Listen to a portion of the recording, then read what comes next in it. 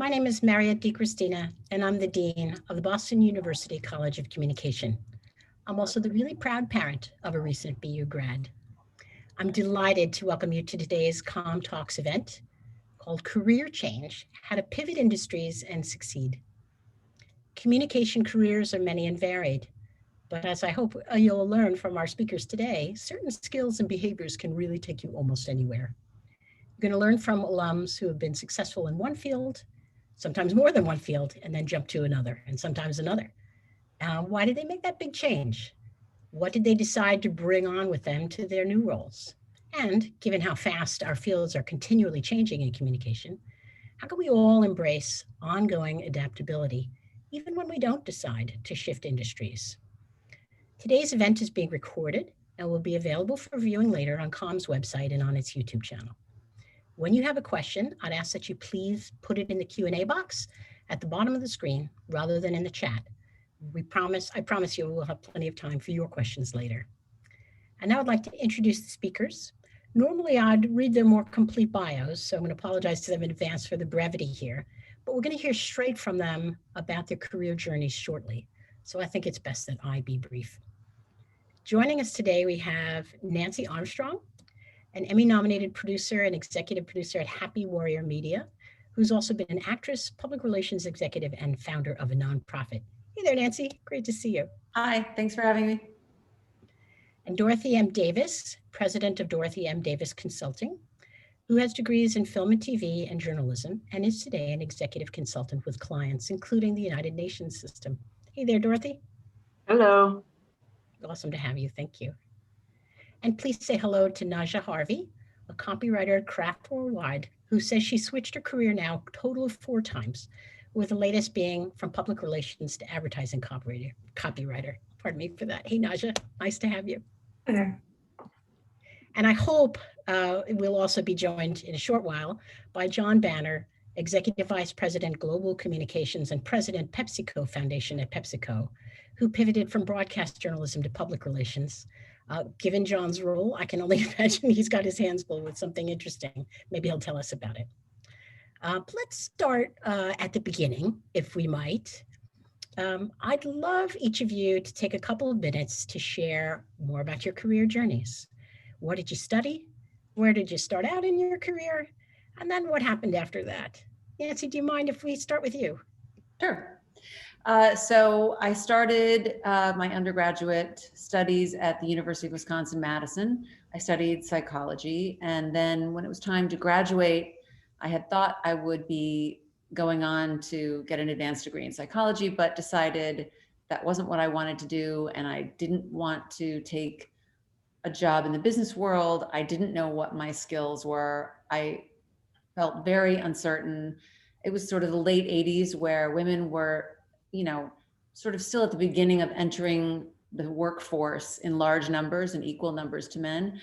But there were very few role models. So it was really difficult to choose a path. And so I decided to do what I had always been doing since I was small, which was act. So I went to California and pursued an acting career. And I did that for 7 years. And I had some success and a ton of failure and a ton of despair. And it was at the point where I had done my one-woman show again, and I wrote it, I directed it, performed it, and put all the people in the seats.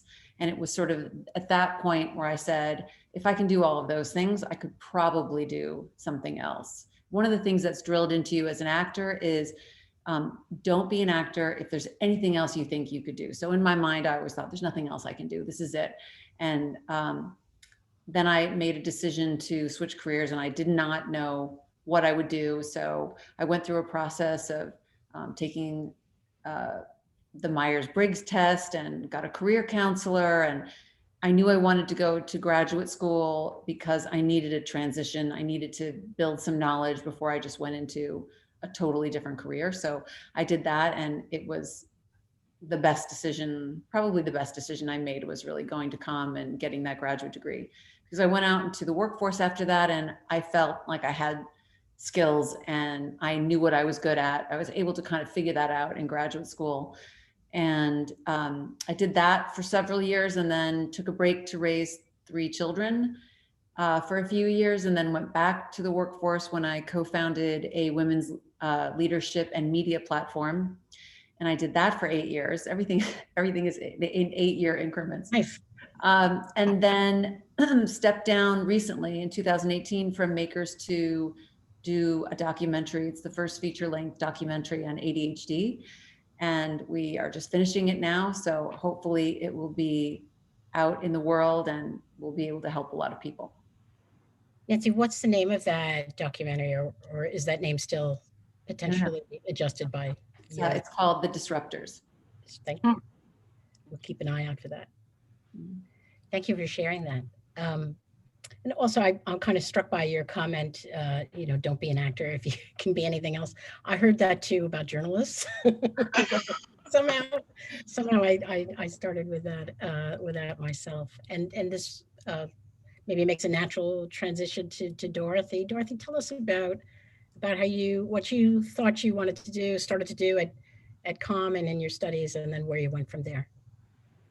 Well, I transferred into BU from Northwestern, and I did not know what I wanted to do. And somewhere around my sophomore year, I guess, I decided to take time off because I thought I was wasting my parents' money. So I did, and I worked at Mass General, and I was in the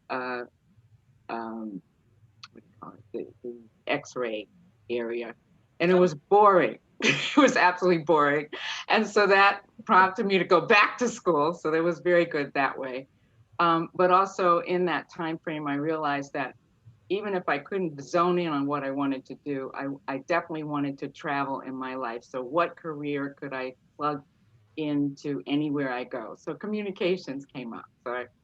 So that's how I decided on communications. I decided to do broadcasting and film as a major, and a minor was political science. I was an intern for Boston Phoenix newspaper. I created the internship because I thought I needed practical experience. Ultimately, I thought I wanted to go into communications law. That was the way I thought I was going, mainly because I wanted to own stations and have some impact on their content. When I realized that law was 3 years of studying, I said, no, don't want to do that. 3 years is too much. So I said, okay. So then I decided I would apply to Columbia University Graduate School of Journalism. One real reason why I did that was because the program was 9 months long. So I could just get the master's and get on with my life. When I got out of BU, Columbia really was looking for people who had experience. And I obviously had basically just gotten out of school. And so I was able to get, my first job was with Mutual Black Network out of DC. I was a tape editor. In this day and age, you wouldn't know what a tape editor was, but best way I can describe it is you slice tape, you edit. It's the same. Oh God, I don't even know how to explain it in present day language. So anyway, I did that for a while, like 4 months or something. Then I went to Columbia Journalism School. My goal there was again to continue in broadcasting, but I decided to just stick with journalism and get the degree. During that time, I took a course called for UN reporting, and I was exposed to the UN and all the various political dynamics going on in the world at that time, especially around the anti-apartheid movement. And I met a lot of the leaders who were at that point liberation movement leaders, and so my papers kind of reflected that.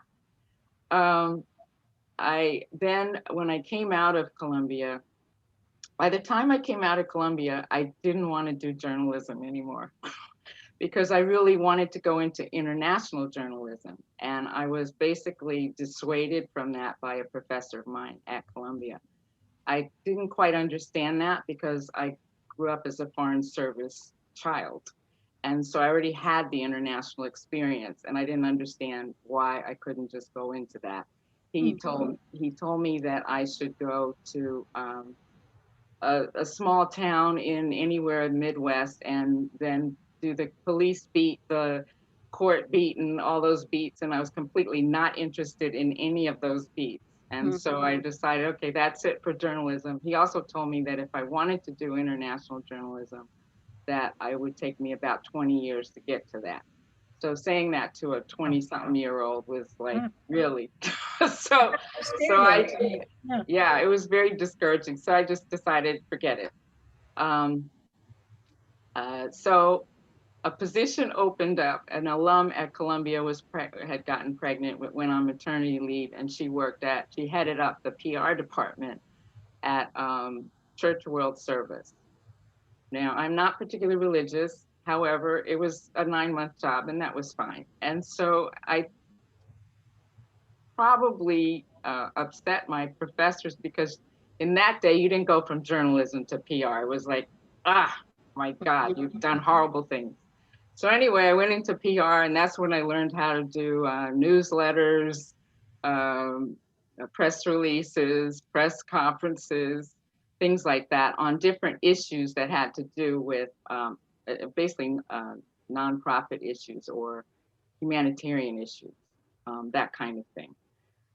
When the 9 months was up, I moved to Philadelphia, and what happened there? Oh, and so when I got there, I found a job I became the first African-American intern at the Philadelphia Evening Bulletin. Oh. Now, as great as that was, I realized that I could not pay rent and so forth on a free internship. So I left and decided to go to the American Friends Service Committee. They had a budget cut. I sound like the Yellow Brick Road. They had a budget cut, so they brought 2 positions together. One was basically the national PR person for American Friends Service Committee, and the editor for the Quaker Service Bulletin, which was their newsletter. After, I don't know, about 3 months, basically fighting for the causes of the world, because they were very heavily entrenched in the anti-apartheid movement and Middle East issues and all kinds of different issues, I decided that I was being oppressed in terms of salary. Okay, so I left and got a job with WIP Radio, and that was sports and news. So it was Director of Public Affairs and Community Relations. Okay, so I went into that job not necessarily, I knew the public affairs side would work, but part of the job was to have your weekly hour-long radio program on different issues relating to public affairs. I was terrified about having that radio show, but they coaxed me into it. They calmed my nerves, and I eventually got the hang of it and was able to interview whoever I wanted to interview, as well as whoever I was required to interview. And so that became a good learning experience for getting to know Philadelphia as well.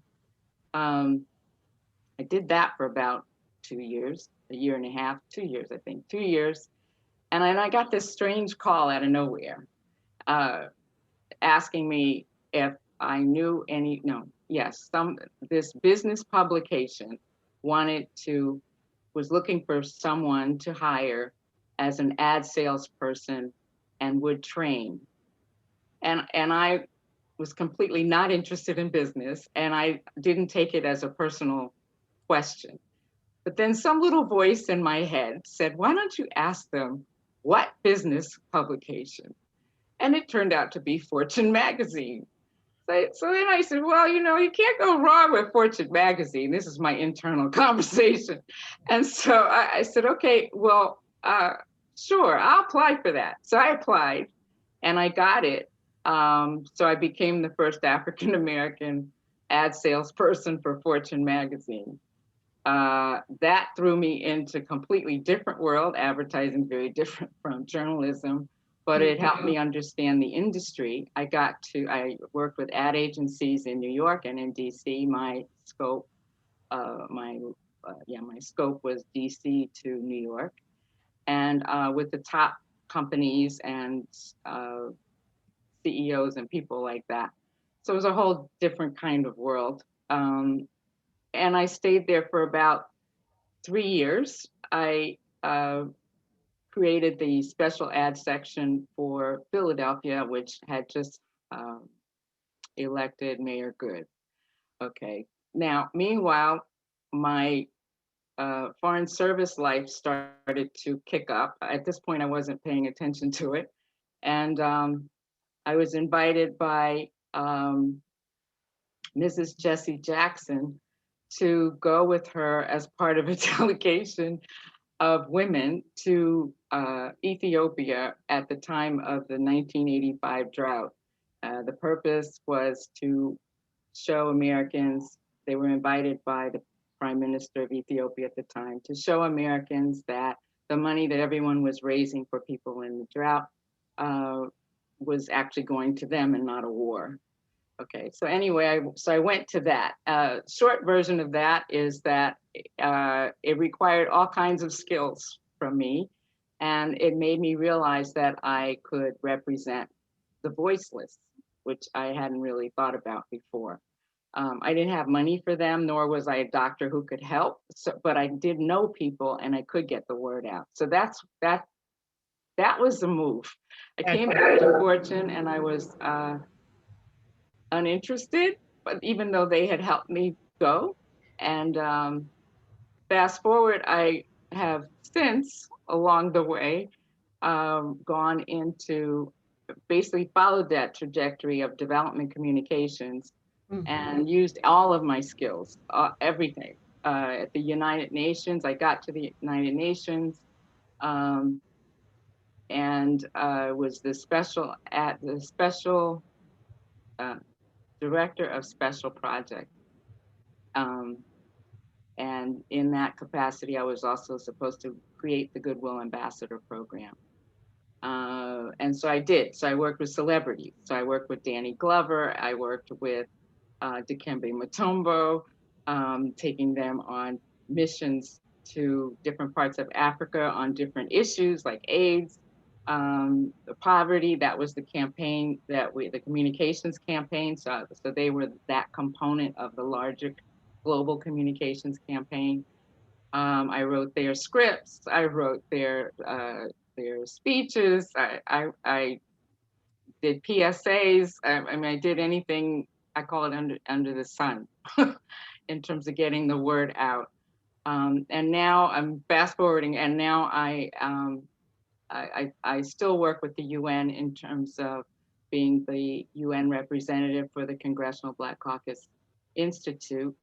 And I also managed my father's photography, who actually was pioneer for me in international development communication. I hope I did that fast. I was just by you mentioning you wanted to study something that would take you anywhere, and certainly it seems like communication has taken you everywhere. Naja, I can't wait to hear about your career journey as well. You've done so many things yourself. Tell us about that. Yes, I have done an aggressive amount of things for a 27-year-old. I started out with my degree from the University of Maine, undergrad, in communication and journalism. So it's obviously very wide. You can really do anything with that career or with that degree. So what I ended up doing was, after graduation, I went and worked at a movie theater because I thought I wanted to get into the movie business. However, I quickly learned that the hours didn't work for my body, I would say. So I would get into work at like 4 p.m. I would get home at 3 a.m., have to do the same thing over and over for like a week straight, get a break. I'm like, oh, it doesn't really work for me. So through one of my coworkers, his wife was looking for someone to work for him at a gym. And I was like, oh, I was an athlete in undergrad, so maybe like this is the thing for me. So he helped me like critique my resume, create a cover letter to get this job at a gym. And I ended up being the aquatics manager there for about 2 years.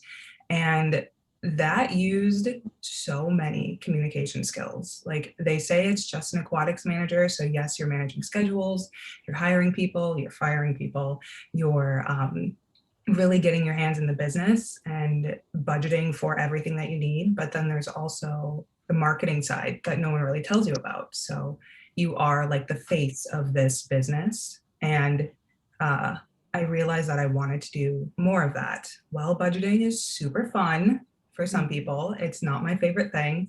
So I decided that I really wanted to get back in the communications field. So I looked around at the best PR degrees in the US, and BU just happened to be on that list. So I applied and got in and got my degree in public relations. I decided to go with that because it's so broad. You do literally everything and anything in PR. And then I got my first job out of grad school at a PR agency and really did everything again. I was pitching journalists. I was figuring out when events could be, media lists, just the list goes on. And again, quickly realized that I didn't want to pitch the media. I wanted to write the pitches, and I didn't want to do the interviews. I wanted to write the interview notes. So I was scrambling. I feel like I knew I wanted to be a writer, but I didn't want to be a journalist. And one of my friends who went through the program with me worked at an ad agency at Kraft, where I am now. And she said that they had an open copywriter position. I was like, girl, I don't even have like anything to like prove that I can do this. I don't really know. I don't have a portfolio. I don't have experience. And she's like, no, we'll work together. So we Frankensteined a portfolio together for me. I networked a little bit, and here I am as a copywriter. I just feel like wherever you're supposed to be, that's where you're going to end up. You can stress about it, you can worry about it, you can freak out because you don't have experience, but if you're meant to be something, like somehow it's going to come together. Gosh, that's often. I love the idea of Frankensteining a portfolio together. That's a wondrous creation. Let's stick with you for a minute, if you don't mind. So, I'm encouraged by your advice. Talk to us a little bit, and maybe after you, maybe Dorothy and Nancy might feel like chiming in. What are some of the skills and habits that you found to be really successful in making those transitions? So belief is obviously really powerful and giving it a go, but what else? Yes, belief and confidence, I feel like, are the number one things that you can have. I would also say tenacity, just because there are so many doors that are going to be slammed in your face, so many people that aren't going to get back with you after networking with them, or so many jobs you're going to apply to that they don't even get back to you. So definitely tenacity and the ability to talk your way into things. And that sounds so bad, and I feel so bad saying that, but while I was working on something at my PR agency, I was able to talk my way into a copywriting job, because it was a press release, but it was still copy that I wrote. So I somehow like made that sound like more than what it was. But I also did like the social strategy and everything. So it's just like the ability to just pivot a little bit. Yeah. Thank you. Do you want to chime in, Dorothy?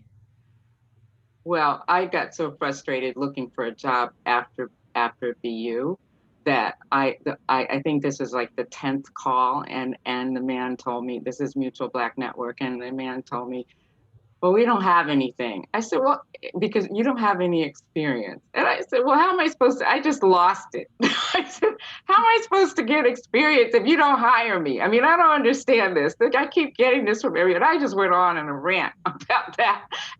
He said, okay, all right, there's this woman that's about to leave, and maybe you could take her place. I said, great. I don't really care. I just want the job.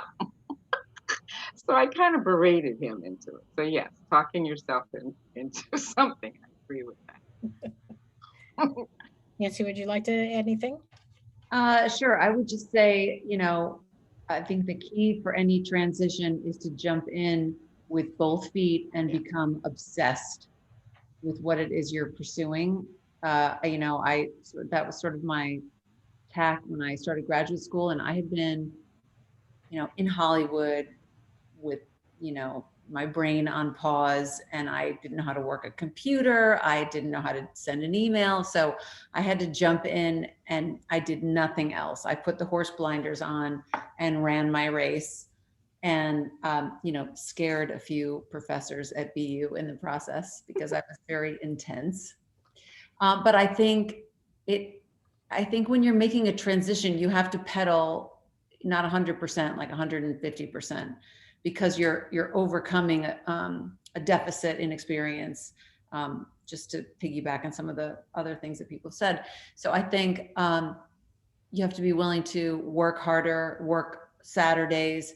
You're almost catching up when you start a new career. So you have to just be willing to do anything, talk people into, I used to take jobs that people didn't want to do. I would say, oh, you don't, I'll do that for you. You don't have to do that. So I kept building my little portfolio because I had to start at assistant account executive, at 32, which was, kind of humbling because all the other assistant account executives were 22.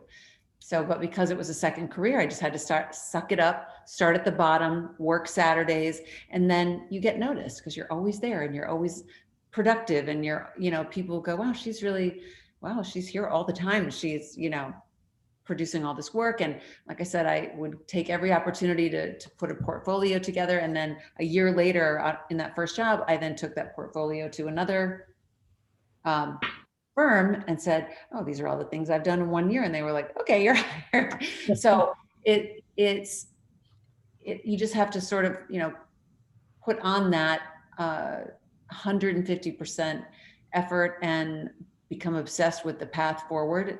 I think, you can never go wrong. I would add, follow your passion. Because that usually leads you, even though it may seem a little crazy, but it'll lead you the right direction, and it will bring to you, as Naja said, sorry, so sorry. As Naja said, the doors will open, your destiny unfolds in a way, but you have to be ready for your destiny. I mean, you have to prepare. I think also writing skills. It's amazing how many people cannot write in terms of any sector, which is a plus, because that helps you bridge. That helps you move into different areas because you can write in different ways. I don't know why so many people can't write, but they can't. And so that's an advantage. Let's stick with the positives of making a transition. How do you know it's the right time? You talked about just a minute ago, Dorothy, about following your passion. What are good reasons or the best reasons to make a change? Good reasons is like when you know that you've learned all that you can learn where you are, and it's starting to become boring, or you start to slack off on how much effort you put into it, because that's going to lead you down a different path that perhaps you don't want to go. That would be one reason. The pay is always a good reason also to leave, to get a better job that pays well. And recognizing the difference between being used and being supported. Yeah, I'll keep it at that for now. Any other thoughts?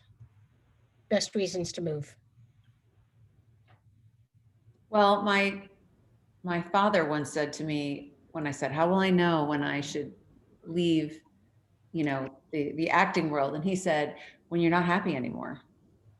Right. And I was pretty despairing. And so, as scary as it was to leave a profession I thought I would be with my whole life, it was actually scarier to stay because I was really not happy. And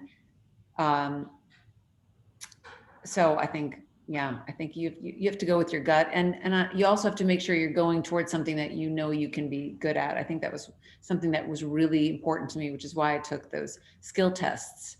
I took Myers-Briggs, but they have the Gallup's Clifton Strengths test. There are many more tests now, I think, than there were 20 years ago.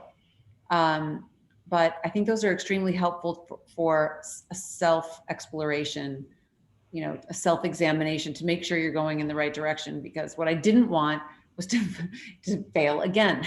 I didn't, not to say that my time in Hollywood was a total failure. There were many failures, but I did television, I did theater, I did a one-woman show. So I did find some successes, but I wanted the next chapter to be something I knew I could tackle with success, where my strengths would come into play. So knowing your strengths is super important. Yeah, that is super important. Let's talk a little bit about the dark side of making a big shift like the kind we've been talking about now. When shouldn't people make a change? What are some of the hallmarks? I realize it's difficult to say this in the abstract perhaps, but you could give concrete examples of, warning signs that maybe now is not the time to make a big change. I would say that one of the biggest reasons to not move, probably counterintuitive, would be money. Just because something pays more doesn't mean that it'll bring you more joy. I could have stayed in the movie business forever and probably made like a ton of money, but it wouldn't have brought me joy. And I feel like life should be about chasing your joy. And if you're only doing something for the money, you can only go so far before you start to hate it.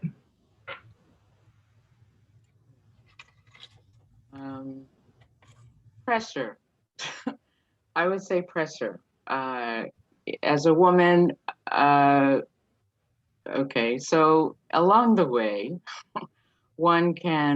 you encounter certain politics that may not be, that may want you to leave because they don't want you there.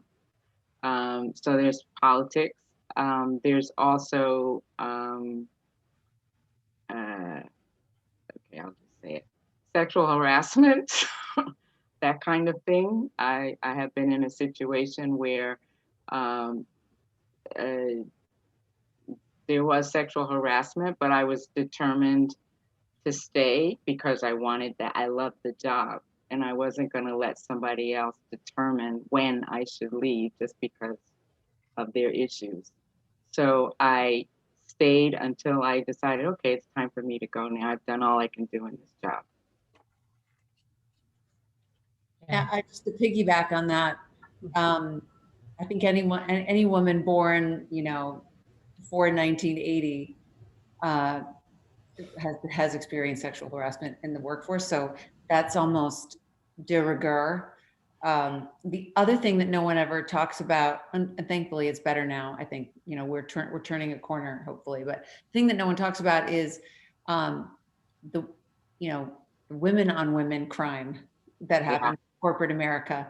Yeah. No one was more scary to me than a woman that was trying to kill me in the workplace. And that gets very discouraging because you're just working and doing the best you can, and someone finds you threatening and they come after you.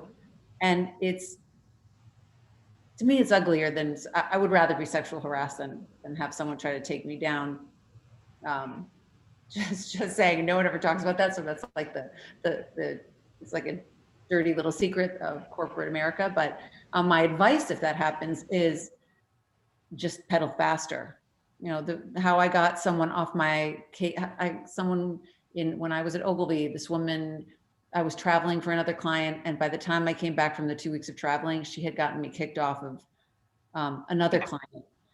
And my manager went along with it. And instead of, complaining about it, I just went back to my desk and, just started pedaling at 150 miles an hour and got the client, the front page of the San Francisco Chronicle.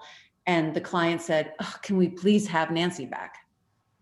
Yeah. So that's how I would say, if someone comes after you, just keep working, because that's the proof. And create alliances. and create alliances, key alliances. Yeah. Okay, who Very can good. kind of have your back. But that's the stuff you don't learn in school, you know, or maybe you do in different ways. But that's the stuff it's your personality and the personality of the place where you work and the people you work with. So you find your way through it. But you can't lose belief in yourself, and you can't lose belief in where you're planning to go. Um, I will say the differences also, when you go into a situation, sometimes people you just want to fit in. You just want to fit in. In most situations that I've been in, I didn't really fit in. So I just brought what I had with me and tried to expand what the parameters were. So I contributed in that way, and new things happen. So I'm just saying, don't give up your own personality because of the environment in which you work. So as an inveterate magazine editor, I want to play back a couple of things that I've heard, and I think, magazine editors, we love to make top 10 lists. So we love to make lists of things. So I just want to play back a couple of things, and then I see there's some questions in here from the audience, so I'm gonna start asking those. And if you have others, folks, please put them in. But you shared a top 10 list of, sort of why, or when you're ready to make a move. And I thought I would just read them back because they're really, really nice on their own. Belief and confidence that you're ready, and also the flip side, not letting somebody shove you before you are ready. Tenacity to do that, talking your way into it, making a compelling case. Number 3, I have 4, being creative. Naja talked about Frankensteining up the portfolio. 5, I like this, is that, having the calm skills can take you anywhere. Knowing that is really powerful. Dorothy raised that. Nancy talked about pedaling at 150%, which we just heard again. When faced with a real obstacle in the workplace, a solution is showing how awesome you are. And I really think that's very powerful, overcoming, whether it's in overcoming a gap in experience when you're making a pivot, or even during that transitionary time. 7 kind of relates, get noticed, be productive. 8, use that productivity to build a case. Nancy shared that. Writing skills, I heard, which I completely agree with, super important. And Dorothy also mentioned following your passion, because it'll lead you. So that takes us to some passion questions here. There's a question in the Q&A, which is to any of you, lovely alums. What is your feeling or suggestions about age limits on pivoting? Today is my birthday. I'm 58, not me, but the writer, but I'm getting up there myself, with lots of transferable skills, having taken many career tests and not having gone back to school for a second graduate degree, but I'm still trying to find the right pivot. Any words of advice for thinking about that, age limits on pivots? I think you can pivot all the way to checking out. So frankly, that would be the last pivot, so to speak. As long as you are healthy and you got your wits about you and whatever, you may pivot into a slower scale, or you may pivot even into a higher scale. Again, it's about passion and where you are. So no, I don't believe in age limits. There's a comment I'm just going to add that just came in. It says, I was a newspaper reporter and then a freelance writer for 8 years. I then became marketing director for a professional live theater. Now I'm bored after a long time, 18 years, and want to get back into communications. I'm 55 and finding it very hard to get into a new industry. Ageism is real. Any thoughts on getting past that barrier from any of you? Start your own. Start your own. Okay. Yeah, gotcha. And here's another question I think is a good one. Is it worth it to just quit the job that you're miserable in, even if you don't have something else lined up? Does that happen to? Yes. Yeah. Yes. I did that once. I won't mention where, But I did that once. I had been at that place for over 4 years, let's put it that way. And I had done an excellent job and so forth. And a new president came in and was very she micromanaged me, let's put it that way. She was micromanaging me. And it got to a point, we were working on an event, and around the 10th version of this same event, which I had already done 100 times before, I went into the meeting and it was supposed to be just a normal meeting. And I just, out of nowhere, I didn't even know I was going to say this. I said, I'm going to leave. Just like that. I had no plans. I had a 4-year-old daughter, single mom. I had no plans. I had just somewhere in deep in my soul, I had just had enough. And so I told her, just keep me for about 2 months. I'll find something and we'll move on. I was it. I couldn't work in that environment anymore after I had actually given a whole lot of myself and my skills over the years prior to her arrival. So yes, there are moments like that. And feel confident that you'll be able to find something. I mean, yeah. I also felt like I was miserable in one of my past jobs, but I didn't quit right away. What I did is I just kind of mentally checked out because, I still had student loans, I still had rent, like I still had not a child, but I had a lot of money going out the door. So I just mentally checked out, pulled back. And I actually did find something in about 2 months. Granted that something was grad school, but it was still something. And I was able to leave, but I found it terrifying to just leave and not have a source of income during that time. So I suggest mentally checking out, knowing that you're not going to be there much longer, and actively looking for something else. Yeah, I would say, every situation is different. And certainly if you have hit the wall, the extreme wall, and you have to leave, you have to leave. But I think if you can figure out that you're ready to leave a job before that you get to that boiling point, I think you have extra leverage with the next employer. If you're there and you're highly productive and you're just looking for a salary increase, or you're looking for a promotion and you've reached kind of a ceiling, or you're just ready, and how, depending how long you were at the previous career, at the previous company, you don't want to look like you're just jumping from company to company. Even if, I would say, if you can stay at least 2 years and learn what you can learn, it's a little bit of is building character. It's not the absolute perfect company, it's not the absolute perfect job, but if you can find ways to grow your skill set, to get opportunities, to strengthen, your knowledge base, to work with people who can help you, I think, even if it's not the exact perfect fit, which it probably won't be your first time out of school, you are still learning and gaining a skills base to take to the next job. And the next job wants to know that you were productive somewhere else.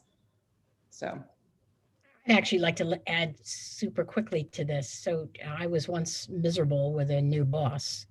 It just changed hands. And I remember walking home one day from the train. And you know how your head is just sort of sorting through things while you walk sometimes? And I was reflecting on this, about this, why I was miserable in this company and this new boss. And then I realized that I hadn't really thought about his perspective at the time and where he might be coming from and what are the things he might care about. And I kind of realized through a process of sorting that a lot of his behaviors were anxiety behaviors on his part because he was new to his role. And that if I turn my head around, I remember having this thought, I'm the one who needs to turn my head around here, and gave him a chance and started to behave in that manner. Everything changed. And I didn't have to, it ended up being a really nice managerial relationship, but I was the one, I'm very cautious to myself all the time about having a chip on my shoulder. You know, is there a real, once you start having that, it sort of rots your experience. So I always encourage people, you know, consider, are there ways you know, open your perspective a little bit and interrogate it.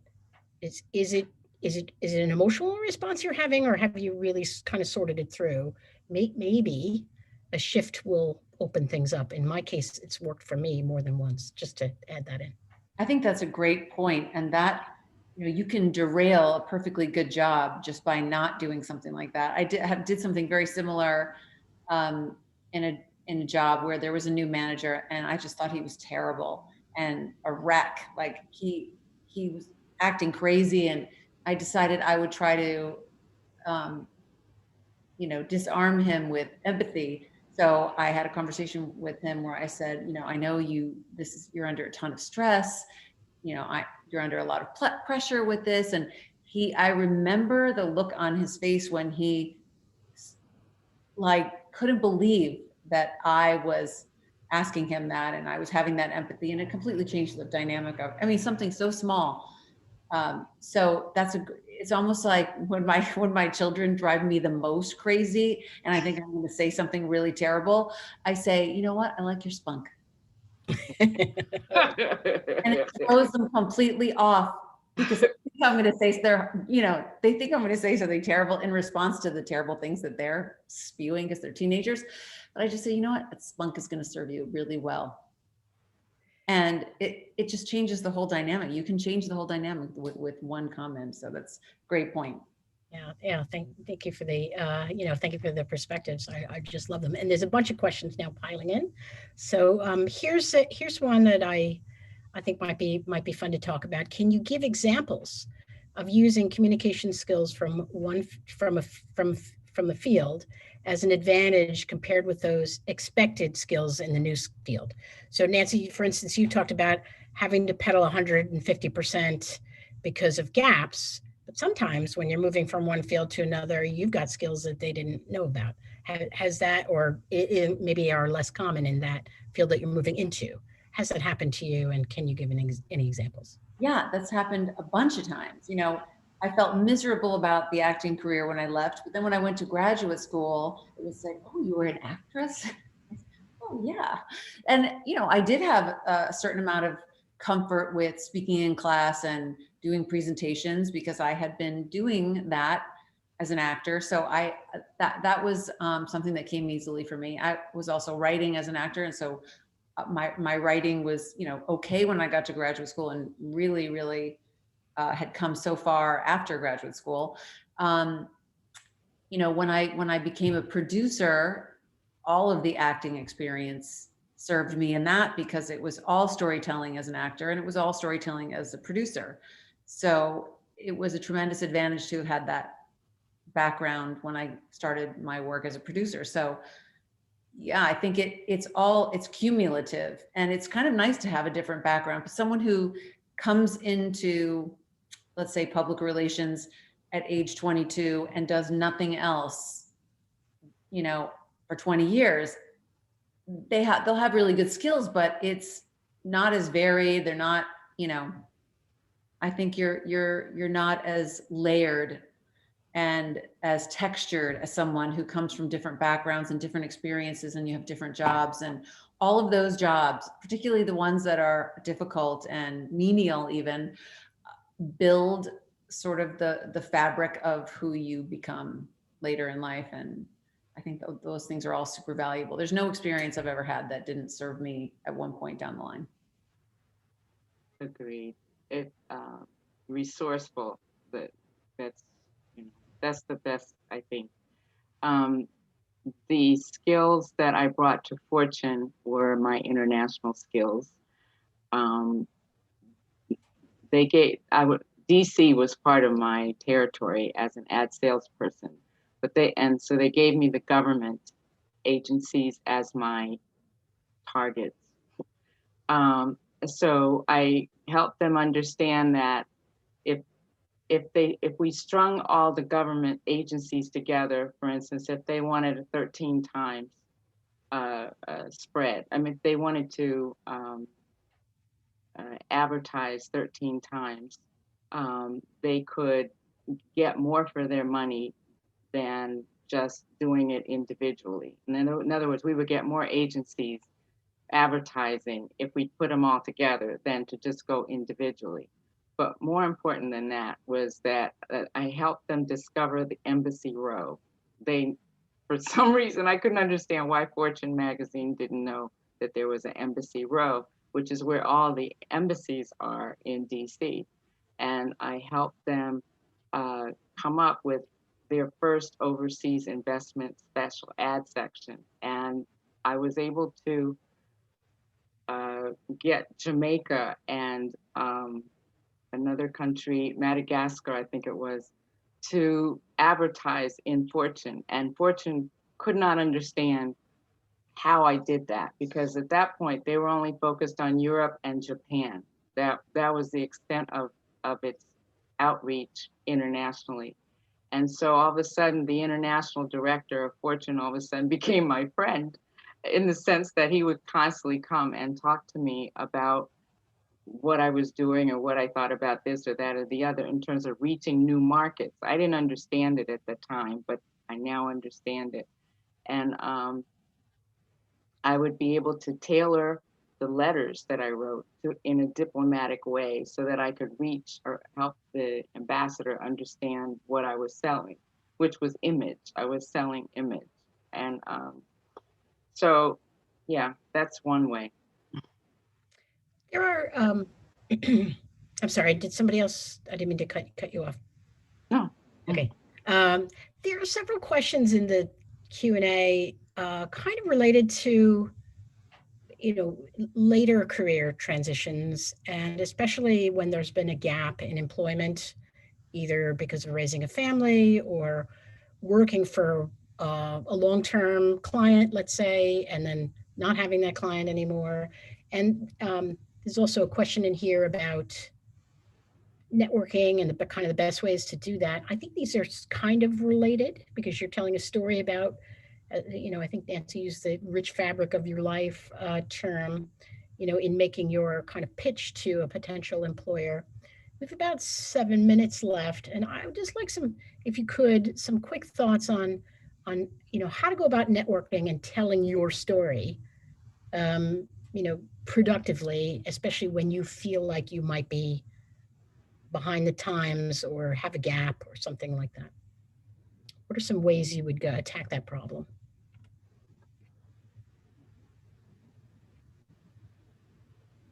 No. You go, Nancy. Problem. Why don't I go first? Why don't I go first really quickly then, and then our my fellow alums can correct and add. One thing I would say, just sort of generally speaking, is I think you've heard from the panel here that there's no harm in getting some additional training along the way if you feel uncomfortable about a gap. That can help build your confidence. I think you also heard from the group that you're the one telling your story, so that's empowering too. How do you, as the complete person who has a patchwork of a variety of wonderful experiences, help address a company's problems? You might look at the company's mission and some of its challenges, or read media about it and get ideas about some of the ways that it might be looking for solutions. I mean, I've been a hiring manager for more than 20 years. Not everybody's been in that role, so I know what some of them are thinking. And I think what I'm hearing from our alums here is try to feel empowered about this. You have a lot to offer, and think about it from that perspective. Volunteering is also a good way to jump into something, and nonprofits always need help. always need help. So they can also overdo it, but in any case, you choose what you want to help with and gain your experience by helping them on whatever. It could be one little project or it could be a slew of projects. But that's, and then you get to meet people. The other thing is that go to that reception where you don't know anybody. It doesn't matter. Just go, talk about anything that you think would be of interest to whoever you're talking to. You'll meet people join associations like, okay, we have the National Association of Black Journalists, we have the Society, PRSA, and all the other ones that are out there. Join them, go to their events. These are, quote, like-minded people in the sense that they're very generally speaking, interested in the same wave that you are trying to follow. And then don't be scared to make a cold call. Just call, you find somebody you really want to talk to, just call them up or email them and say, look, I really want to talk to you because you seem interesting to me in this way. And that's flattering to some extent, They either say yes or they say no. Yeah, I just want to add to that super fast that don't forget, COM alone has 30,000 alums who are out there. We have this thing called BU Connects, which kind of plugs in with LinkedIn, and that's say hello to a fellow alum and see if you can have a chat with them and get their advice and get their thoughts. Doesn't hurt. So we have about 2 minutes to go, and I need to use 10 seconds of it for the last, to share the next event. But I just wonder if, as we've been chatting, if there was one message you could share to the folks who have joined us today, and thank you all for your time. What would you like to leave them with? A piece of advice or something that they should kind of carry away from this conversation? Go for it. Learn all you can, all your professors and all the courses you're taking. Learn something about management, how management works. That'll help you. And just try new experiences. Anybody else? I would say that confidence is key. Even if you're quote unquote not qualified, if you exude that energy, they can't say no to you on the first round at least, and then your foot's in the door. I would say, someone I worked for said this to me once when I was working in New York. He said, well, you're building your brand too. And that was the first time I had ever thought about the fact that I am also building my own brand, which is so important. Your reputation, your integrity, those are things that once they are lost are very hard to get back. So always bear in mind,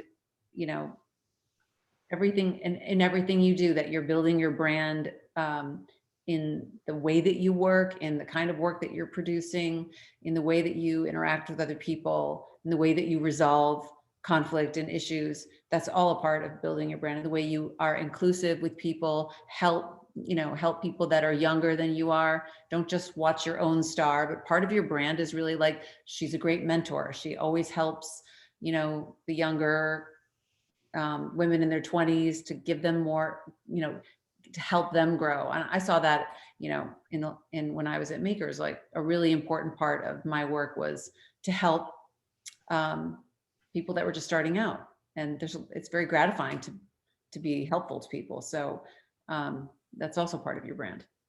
So that's a great way to end. I'm sorry, we'd love to keep talking because so many things we didn't get a chance to address. So we talked about the methods of, or thinking of pivoting, of networking, of when to do it, when not to do it, some of the hallmarks. I love this advice. Confidence is key to getting your foot in the door.